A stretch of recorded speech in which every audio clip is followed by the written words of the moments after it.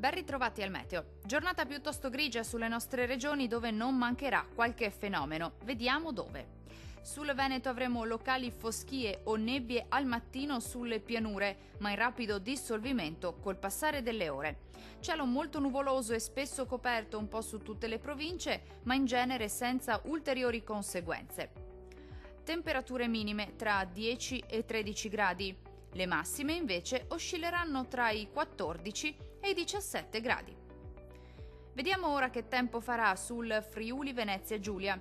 Anche in questo caso sarà possibile qualche foschia mattutina sulle vallate, ma migliorerà a partire dal pomeriggio.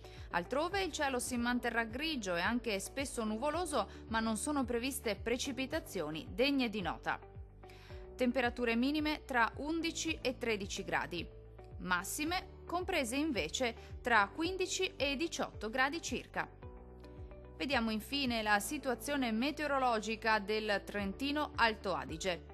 Anche sulla nostra regione sarà molto nuvoloso ovunque e non saranno da escludere anche dei locali piovaschi a carattere sparso ma piuttosto frequenti. Qualche spazio soleggiato in più soltanto sulle Alpi di confine. Temperature minime tra 10 e 13 gradi. Massime comprese invece tra 12 e 15 gradi.